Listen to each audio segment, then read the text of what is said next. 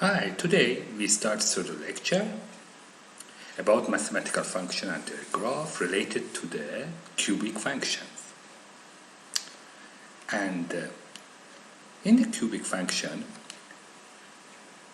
we can have a maximum and a minimum, and we can have an inflection point, but sometimes in some type of the cubic function, we don't have a maximum or minimum. We will see in the next page.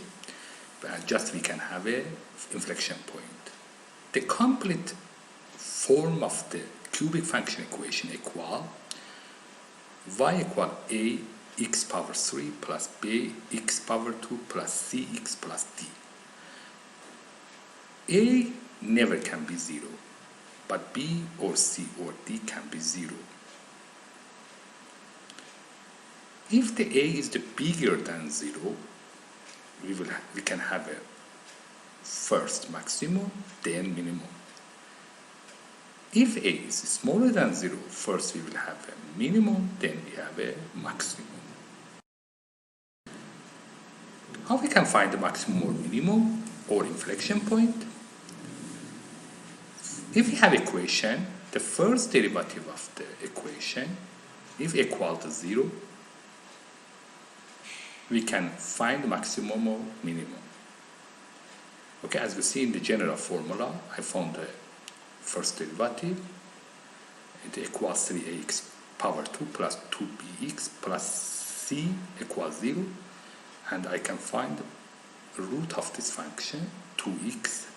One x can be maximum, the second x can be minimum. And the second derivative of the function for this general formula is the 6ax plus 2b. In this situation will be inflection point. If we put the second derivative equal to 0, and in this situation x equal minus b per 3a.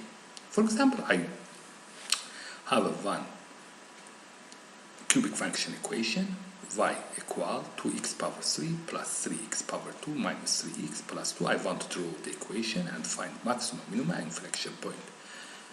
For the finding the maximum and the minimum, I found first derivative of this equation. It will be 6x power 2 plus 6x minus 3. And I put first derivative equal to 0. And in this situation, 6x power 2 plus 6x minus 3 will be 0. And we studied in the parabola, it has a 2 root. And with the formula, we can find both roots, minus 1.37 and 0.37. And if I found the second derivative of the function, again 12x plus 6, if I put the second derivative equal to 0, it will be inflection point, and I found x equal minus half. I have a 3 point. All of the 3 points are x. If I put all of the 3 points in the main function formula, I can find y of the all 3 points. For example, if I put minus 1.37 in this function, I have found 6.6. If I put minus half in this function, I got 4. And if I put 0.37, I can get 1.4. The second step, I make a table. In the table, I put a number, minus 1.37, minus half, 0.37, and 2. What is a 2? 2 is the y-intercept when I put 0 for the x. You see, x is 0. If I put a 0 in the x, just I have a 2, and I can find the y-intercept in this situation.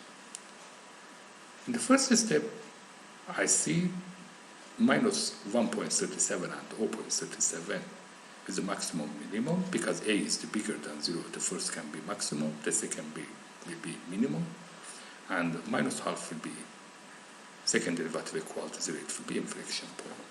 I put 3 lines in this direction because I want to find the sign. First, see for the premix, first derivative. Between 2 roots, always against the sign of the a in the ax2 plus bx plus c. As you see, it is a plus 6, it will be here the positive, and it will be again, it will be negative, as you see here, and out will be positive. Okay? It is very easy. Between two roots, always against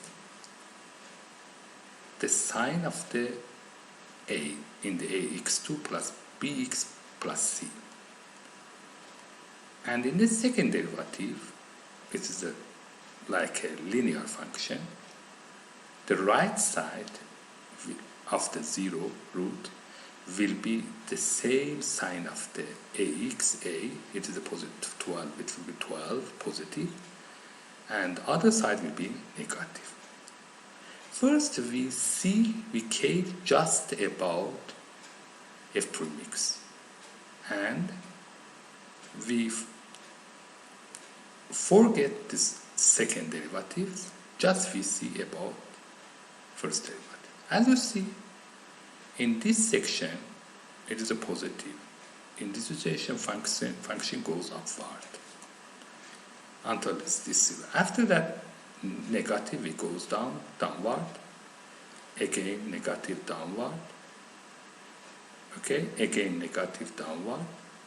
As you see here, after this 0, it again positive, it is upward, and again positive will be upward. As you hear, this size, this part is like maximum, this part is like a minimum. And now we look at the second derivative. As you see here, here is the negative sign, here is a positive sign. As you see, in this section, negative sign is the concave, look at to down. You see here? If you see here, it is a concave. Because it's negative, it look at down. And here is the positive, it looks like this form looks up. Concave looks down and looks up. In this situation, it will be like this shape. And here will be like that shape. When the concave changes to up to down, it will be inflection point. As you see, it is the inflection point. It is the general shape of the equation, and if we put a number here, we can make. But how we can find easily, because it is a maximum and it is minimum, we have y-intercept. It is better we can find, if we can find the x-intercept is good, but sometimes it's not possible. For example, we cannot find the root of this equation if the y is equal 0. But after we draw, we can see it is around minus 2.304. How we can do it? We have this point, we have this point, we have this point, we have this point. We can put the number, for example, 1 in the equation. 1 power 3 is 1 plus 2 plus 3 plus 5 plus 2 plus 8 minus 2 plus 4. If it is a 1x, y will be 4. You see, as it's very easy. We can put the second point here. And one time I give a minus 1, it will be minus 2 plus 3 plus 3 plus 2. In this situation, plus 8 will be plus 6. If you put minus 1, it will be plus 6 here. Okay? Or if you want more, I have a higher accuracy, we can give them, for example, minus 2, for example. If I can give minus 2, in this situation, minus 2, maybe minus 16, plus 12, minus 6, plus 2. In this situation, the answer will be positive 4. In this situation, and we can calculate and we can make this graph. As I said in the first part of the lecture, if the equation, in the general equation, will be like this shape, parentheses ax plus b power 3 plus c. In this situation, we don't have a maximum or minimum, we have just inflection point. Because if we have a first derivative, okay, in the first derivative will be 3a parentheses ax plus b power 2. If we equal to 0, it will be maximum. We can have just one answer. And the second derivative, again the same answer. As you see, it will be inflection point. And to find the inflection point, we can put positive 1 for the equation and the negative 1 to the equation. And we can find out, for example, I have a y equal x power 3. First derivative will be 3x2 power 2. Equal to 0 will be 0. And second derivative will be 6x. And equal 0 will be again 0. Which is the inflection point. One time I put positive 1. It will be this will be 1, 1, 1. If I put a minus 1, it will be minus 1, and with the second point is, and we can make a graph very nicely here.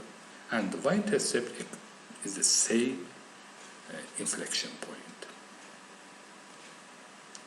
As you see, no maximum and minimum point, just inflection point. If the a is equal, if a is smaller than 0, in this situation,